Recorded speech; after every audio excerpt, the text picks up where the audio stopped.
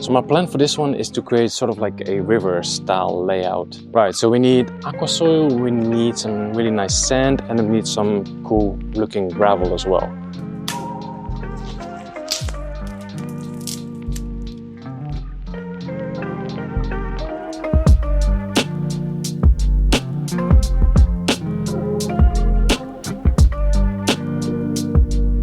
Okay guys, today we are back in my local fish shop Hames. Today we're scaping in the gallery, working on these 4 big tanks. I've actually just finished with the smallest one, the OASE ScaperLine 90. The owners wanted a traditional iwagumi, so that's kind of what we've gone for here. And today we are working on the slightly bigger one, the OASE ScaperLine 100. Now if this is your first time seeing this space, then just a really quick background story. I'm in my local fish shop Hames, and the owners have recently built this little gallery space. They've added 4 big tanks. We have an OASE ScaperLine 90, 100, a 120 centimeter 4-foot tank, and a 200 centimeter tank. You know, the owners, they're busy running the store. They don't have time to scape all these tanks, so they asked me to do it. And of course, I'm very happy to do it as well. Okay, so let's quickly talk about this setup first. This is the OASE ScaperLine 100. A really nice set, perfect for aquascaping. They come in 3 different sizes. This is the 100, this is the 90, and then you have a smaller version, which is the 60. So this one is measuring 100 centimeters from left to right. It's 50 centimeters tall and 50 centimeters front to back. Total volume is roughly 250 liters.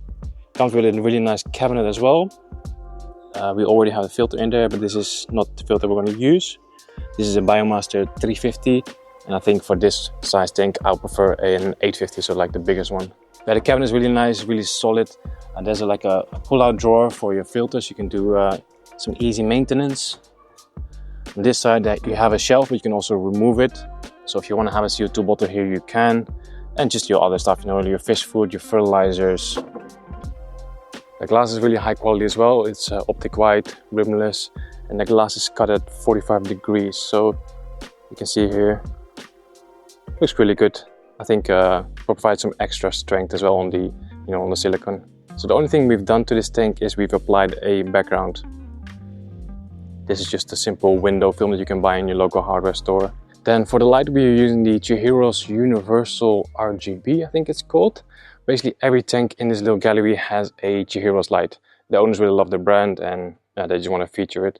So on the 90 we have the Chihiro's A2 series, which is kind of like a budget range. The Universal RGB is also suited for closed tanks. This one is waterproof. Over here we have the WRGB2 Pro, which is very powerful, perfect for planted tanks. And over here we have like the flagship lights, the Vivid RGB. So my plan for this one is to create sort of like a river style layout. This shop has some amazing hardscape materials, and I'm trying to make sure that we showcase different kinds of hardscape in every tank, So for the one next to this, I want to use river wood. In the 2-meter one, I want to use spider wood. And I think for this one, we can try to use talava wood. This is very common here in the Netherlands. A lot of shops have this. But yeah, I think it's really beautiful. They have some really nice pieces, so I want to see if I can feature it in this tank. So we're in the shop, and the owner said I can basically just grab whatever I need. So let's start shopping for some substrate first. Right, so we need AQUASOIL, we need some really nice sand, and we need some cool looking gravel as well. AQUASOIL first. So the tank is an OASE ScaperLine. I think we're trying to keep it completely OASE. So we already have the tank, we have the OASE filter. OASE has AQUASOIL as well. And they have 2 versions, brown and black. I've used the black one in the iwagumi, so I'm going to use the brown one for this river style aquascape. Let's start with 2 bags, I think. Now let's do 3 bags. Okay, then sand and gravel, they have a lot of options to choose from. But maybe it's actually a better idea to do the hardscape first, like the soil, the rocks, and then we can decide on the sand and gravel after we're done with that. Okay, then we need some rocks as well. Again, plenty of options to choose from. Of course, with a river style layout, you want to be a little bit mindful about what kind of rocks you choose. I think black lava in a river style layout doesn't really suit. This one could be an option, these Zen pebbles. Of course, regular boulders could be nice as well. This could be a very nice option, the dark pebbles. Has a very river feel to it. I've also been looking at this stuff, pagoda stone, or sometimes also called petrified wood. Not sure if that's the same thing. This is quite interesting, but I kind of mean this stuff, I really like this as a rock for a river as well.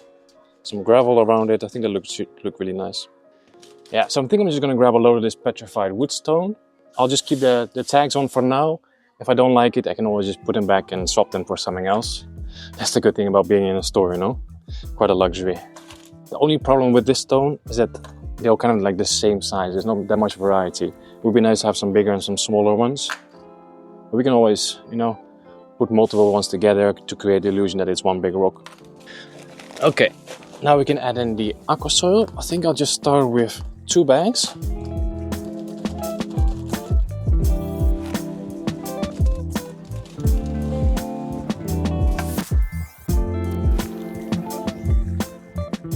I don't often use brown soil, but it does look pretty cool, you know? Like, we're always going for black, but yeah, why not mix it up a little bit and go for something else? Okay, so next step is to find the perfect piece of lava wood. Now the shop has absolutely loads of it, but I don't know if I want to use a lot or just a little bit. They have some thicker pieces, some of these more thinner ones with a lot of small branches. I don't think this is suitable. They've actually got a whole nother crate over here. Maybe there's something in here. It's absolutely massive piece. Oh, don't make a mess, MJ. So this piece over here is really nice, but it's probably too big, you know? Then you kind of just lose the sense of scale on the layout. But we can just try see how it looks. It might be nice in a biotope setup. Okay, we can keep this one in mind. Let's try some other pieces. We can also try to make I think it's concave, if I say that correctly. So like a V-shaped layout. So we have one piece over here, and then we can do another piece over here on this side. That could be pretty cool as well. Have almost like a little sand path in the center. Always clean your glass, guys. I was looking at the camera, I thought like, why is the image a little bit blurry? But turns out the glass was a little bit greasy. I have to say, I actually quite like where this is going. We could bring this one a little bit more forward, then have another piece with some smaller twigs.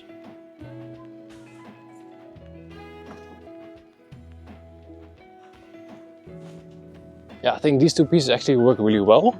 And the rest of the pieces don't really work as they are, but I could of course always, you know, break them up and just use smaller twigs. But I don't want to start breaking things just yet until I'm really sure about the direction of this layout. So yeah, I'm just gonna start placing in some rocks. I'll keep the tags on for now as well. I'll only remove them if I'm absolutely sure I'll use them. Otherwise we can just put them back, you know, save them for some customers.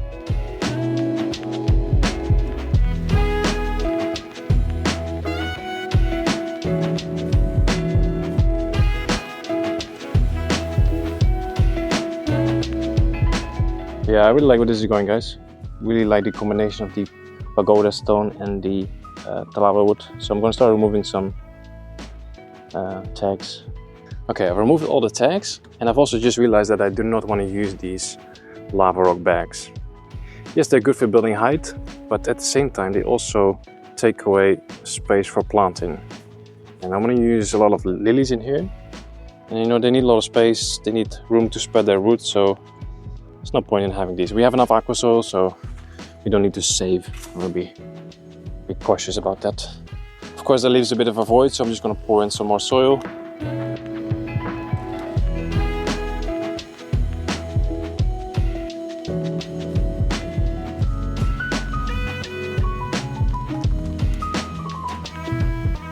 Okay, I think we're now at the point where we were before I removed those lava soil bags. I think this is just much better. We just have more space for planting. I don't know if I mentioned this, but the owners basically gave me complete freedom to do whatever I want in this gallery. But they do keep talking about depth. We want to see a lot of depth. So I'm going to try to create quite a good path in the center here. I'm going to start working on that right now. Now the easiest way to achieve depth here is just by kind of raising the substrate a little bit.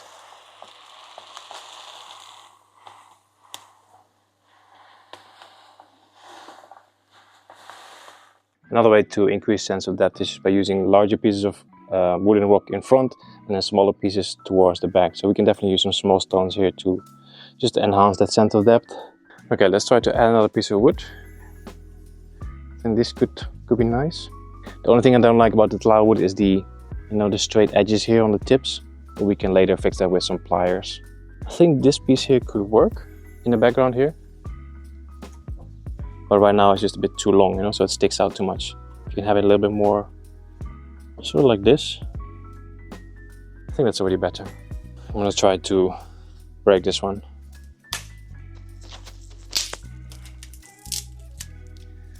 That works. Yeah, that's a little bit more like what I had in mind. Okay, quite happy with the composition at the moment. I've asked the guys for some pliers. I'm not sure what the English word is for this, but I'm now going to start breaking up some of these straight edges, just make them look a little bit more natural. And I think once that's done, I'm going to start gluing the pieces of wood to the rocks. So I'm just going to take them out, and hopefully I can just break it a little bit, you know. As long as it's not completely straight, I'm already happy. Okay, made a bit of a mess, but it's already looking a lot better. You can see, just looks more natural, you know. Yeah, time to start gluing. I brought my own liquid super glue, and I brought my cotton pads and the precision tips. Don't think I'll need them for now because everything is quite easily accessible. So just the cotton pads and liquid super glue.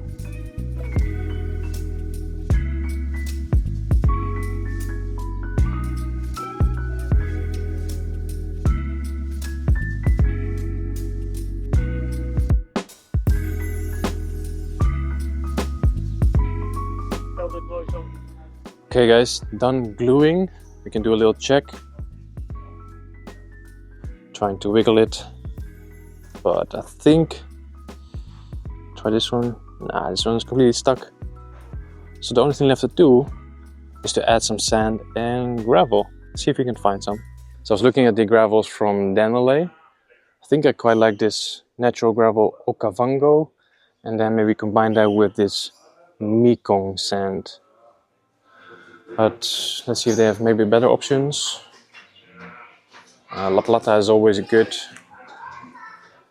Aqua gravel is always nice as well. Maybe actually have to go for this aqua gravel. Yeah, this stuff will work nicely with the rocks. I'll grab a bag of this maybe. And then since we're using 88 stuff, maybe La Plata as well. Yeah, I think I'm going for the 88 aqua gravel and the La Plata sand. Kind of a classic combination, but the aqua gravel matches really nicely with the petrified wood, and then the La Plata is just a nice contrast because it's much lighter than everything else, you know.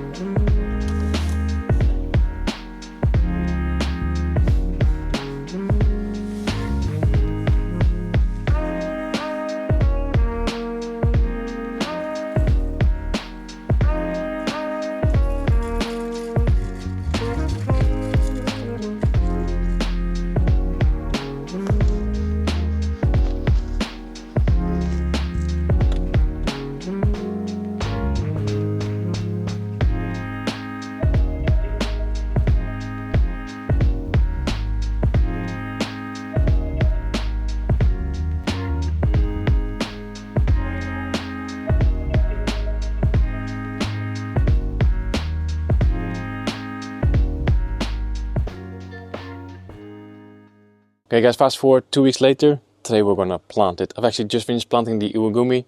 This one is next. Okay, so current state of this aquarium, it's not too bad. The only issue is that we have a lot of white fungus on the Talawa wood. That was to be expected. It's pretty bad here in the center as well. So what I'm gonna do is I'm gonna prepare the plants, and after I'm done with that, I'll start draining the tank. And as I'm draining the tank, I will try to remove as much of the white fungus as possible. So for this aquarium, I'm mostly going to use tropica plants, mostly the tissue culture as well. So we have some Hottonia palustris, some Blixa japonica, some Bucephalandra as well. I have a little bit of H. cuba, some dwarf hairgrass again, and this is not for this tank. Of course, some Hygrophila pinnatifida as well, probably my favorite plant to be honest. I've already started preparing them. I basically ordered three cups of each plant, so I started with opening 2, then we have 1 backup.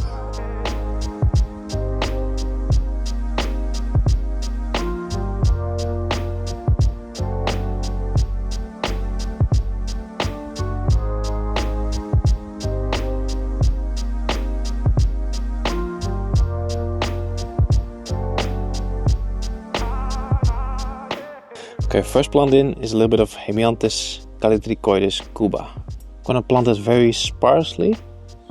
It's just a bit of an accent here and there. I basically just want this plant to start creeping towards the foreground, just a little bit mixed in between the gravel. And then just like the Hemianthus, I'm also gonna plant a few patches of dwarf hairgrass.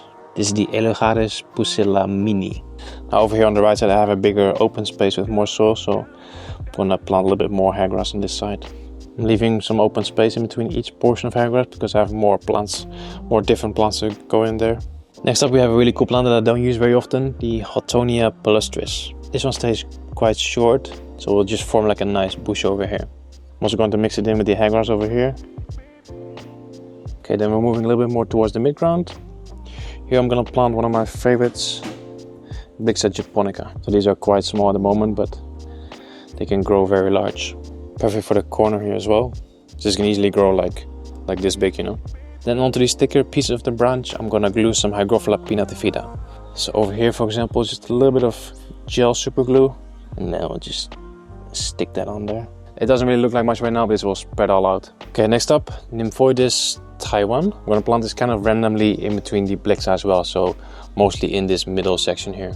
That's actually this plant that you see right here, but in this thing they use it as one big clump. I'm gonna spread them out and just turn them into really small, small lily pads just here and there, you know. Okay, next up I have two stem plants that are not from Tropica. These are the Myriophyllum green and red.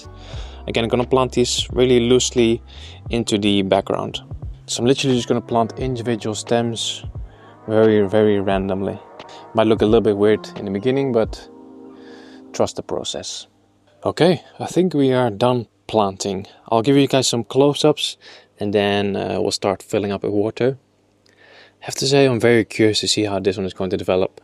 I use quite a lot of different plants in here, some plants that I usually don't use, a very mixed planting as well. So yeah, very curious to see how this one is going to look in a few months, or in a few weeks actually.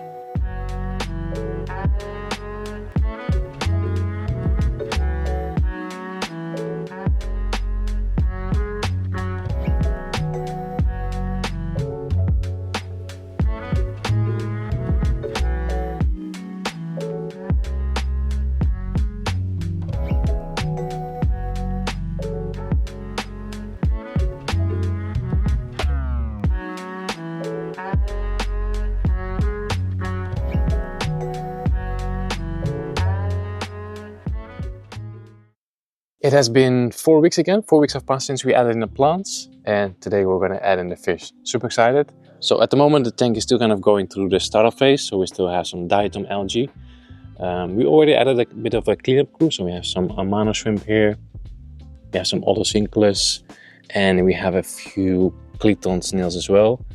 Today we're definitely adding in some more Otocinclus just to help clean up their leftover algae. I'm not really happy with the stem plants here. The Myriophyllum seems to be catching a lot of algae as well, so we might take those out and replace it with something else. But let's just start with adding in the fish. Now before we add in the fish, I want to make sure that the CO2 system is off. So I'm just gonna unplug that. Just gonna make transitioning to the new water conditions easier, you know. So the fish came in this morning directly from the wholesaler. The wholesaler that they use here is called Gouramis. That's what they use for all their fish. And Gouramis has actually provided the fish for this entire gallery, so shout out to them. Let me show you guys what we got.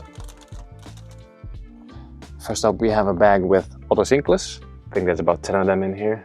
Then we have the schooling fish. These are Glowlight Rasboras. And then as the main feature fish, we have a beautiful pair of diamond Gouramis. Okay guys, first fish going in. We have 30 Glowlight Rasboras. Still very small, but these guys are really nice.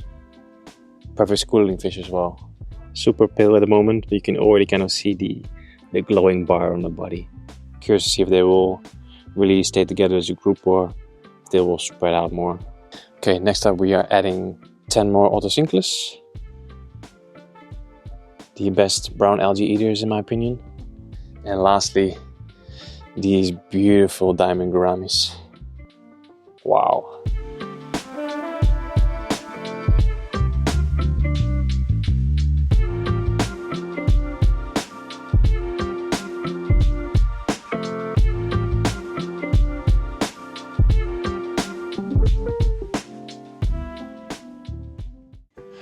my face is a bit dark because I forgot to bring my light, but we're gonna do it anyway.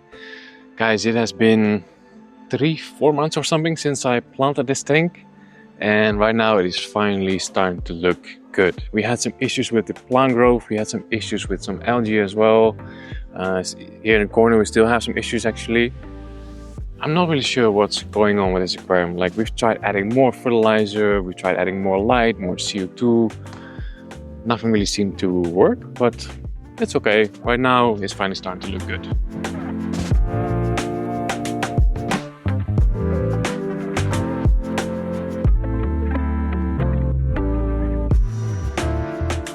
So we still have the Gouramis. We also still have the Glowlight Rasboras, and they've colored up beautiful. Look at this. And we've also added Galaxy Rasboras, or celestial pearl daniels. We used to have a group of them in the Gouramis, but they were very shy in there. In here they'll feel a lot more comfortable.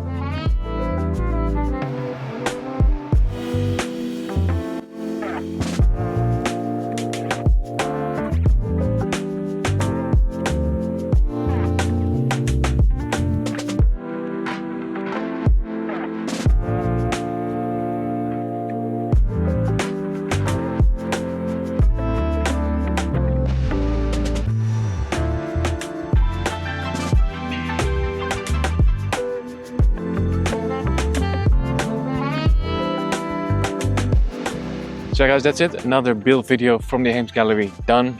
Really enjoyed making this one, and I'm happy that it's finally starting to look good. Guys, thanks for watching. See you in the next one.